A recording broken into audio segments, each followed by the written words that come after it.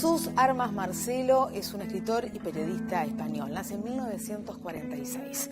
Durante 1974 y 1977 viaja mucho, cambia de residencia, hasta que en 1978 se instala en Madrid, donde vive actualmente.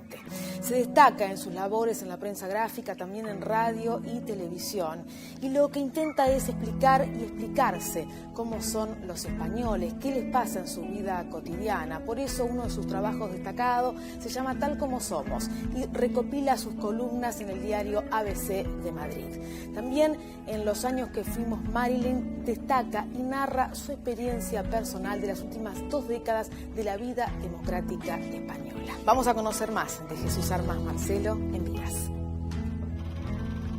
Si tuviera que identificar la patria, la identificaría con la memoria.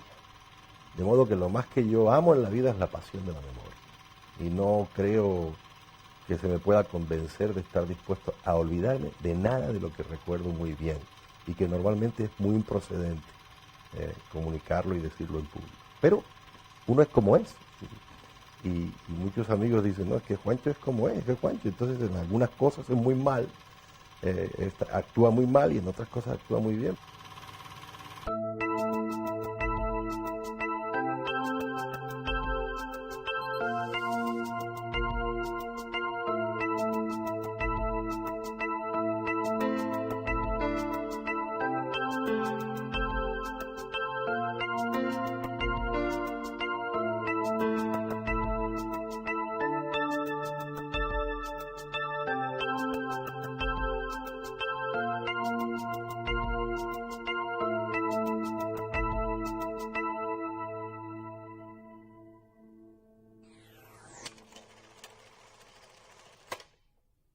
Yo siempre tuve pasión por la lectura. Y me cuentan cosas que yo no recuerdo de pequeñito, que dicen que contaba historias que me inventaba sobre la marcha y que me alimentaban. Digo, bueno, eso le pasa a todos los niños pequeños un poco vivos y un poco curiosos y un poco imprudentes, que cuentan mentiras constantemente. Sigo contando mentiras.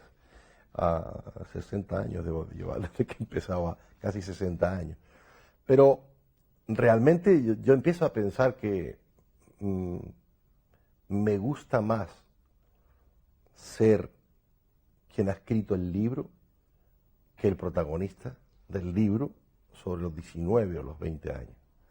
Yo era un personaje entregado a estudiar lenguas clásicas, latín y griego, y a jugar al fútbol, porque yo fui prácticamente un profesional del fútbol, llegué a jugar en el equipo amateur del Real Madrid con 19 años.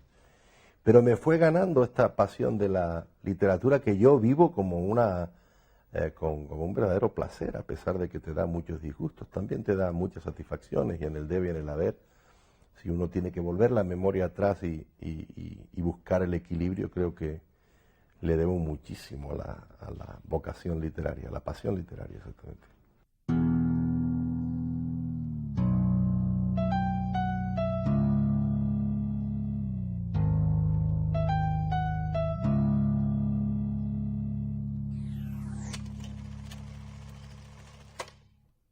Mi padre hizo la guerra con Franco, como alférez provisional, en el Ejército Nacional de Franco. Pero creo que es de los seres que, en su peripecia personal, el 1 de abril de 1939, cuando Franco gana la guerra, él se da cuenta que incluso habiendo luchado con Franco, ha perdido la guerra. Hay mucha gente que luchó con Franco que al día siguiente de ganar la guerra, digo, él ha perdido. Es decir, que son seres honestos que lucharon creyendo que era una cosa y después era otra. De modo que en mi casa, Franco, yo nunca le oí a mi padre, siendo un hombre de centro-derecha, agarrado a ciertas tradiciones familiares y a cierta memoria del privilegio, nunca le oí a mi padre más que reprobar el franquismo y a Franco. De modo que siempre fue en mi casa fue siempre una reprobación explícita. No, cuidado, eso no se puede decir. No, mi padre se tomaba 2 vermucos ginebra y uno de sus grandes delirios cotidianos era despotricar a muerte contra Franco, ¿no? De manera que, no siendo un hombre de izquierdas, de manera que me abrió el pie para el personaje más importante de mi vida siempre fue mi padre. De modo que a mí me causa maravilla y curiosidad, incluso literaria, el hecho de que haya gente que quiere matar a su padre desde el punto de vista metafórico o someterlo. Porque hay una especie de complejo de Edipo que yo no tuve jamás.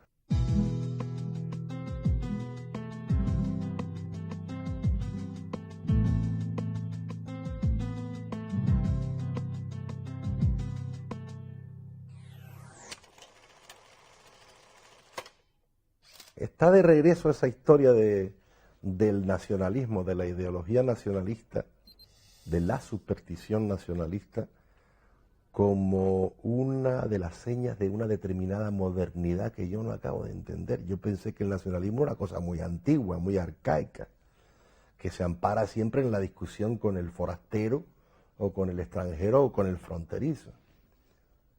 Además se encubre ahí ciertos complejos de miedo, que yo no he tenido nunca. Yo creo que no hay que tener nunca complejos de extranjero, hay que tener la condición de extranjero incluso en la propia tierra para entender a los demás. Luego no he parado, luego he caminado para acá y para allá y mi tesis es que hay que ser extranjero en todos lados, que es la mejor manera de sentirse no nacionalista. ¿Por qué no me siento yo nacionalista de nada, ni siquiera español? Siempre digo que soy un español raro, mitad venezolano, mitad cubano, que es la mejor manera de sentirse español canario. Y luego cuando los españoles se quedan así mirándome, pero que dice este, siempre digo, repárese muy claramente que español, para que ustedes no se asusten, es lo sustantivo, y que canario y todo lo demás, pues es lo adjetivo que yo no pienso eliminar tampoco. Te decía lo de la superstición nacionalista, creo que se quita viajando desde chiquitito. Creo que si viajáramos más, si tuviéramos entre las disciplinas privilegiadas el poder conocer ámbitos árabes, ámbitos africanos, ámbitos asiáticos que no corresponden a nuestra propia civilización ni a nuestras culturas, creo que entenderíamos y nos entenderían un poquito mejor de lo que nos entendemos hoy en el mundo. De manera que, como comprenderás, no creo en las fronteras políticas y me irrita mucho creer en lo que es el concepto de nación hoy en día.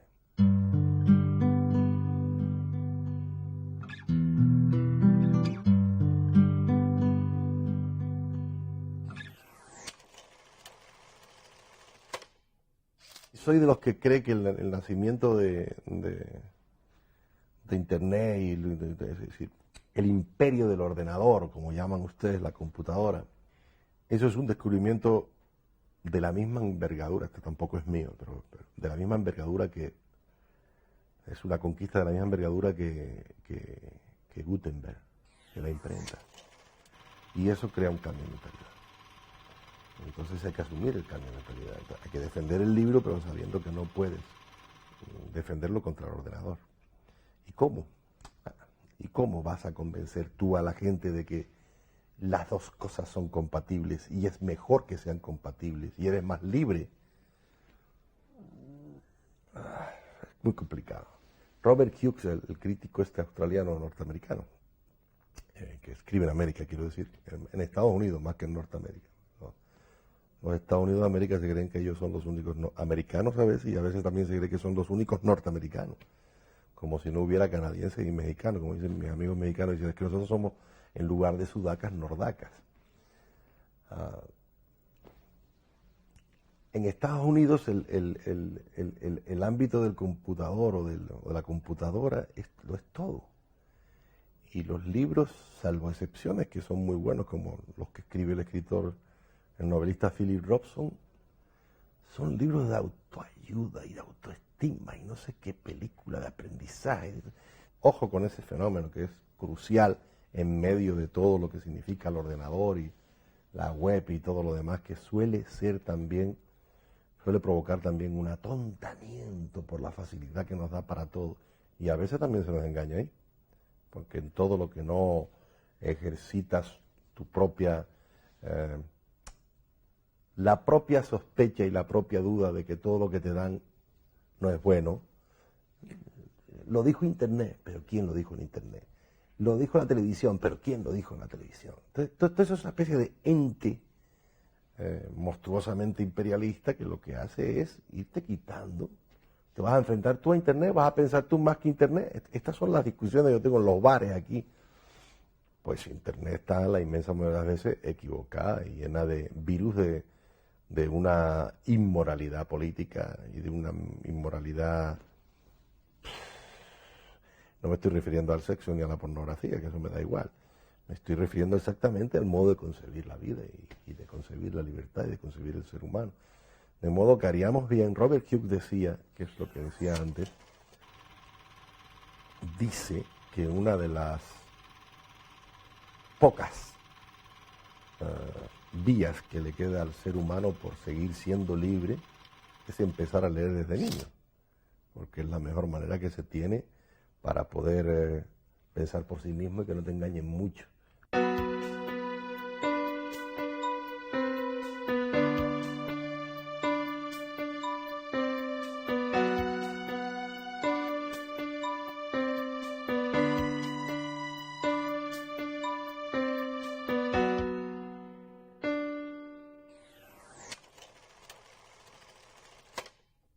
Lo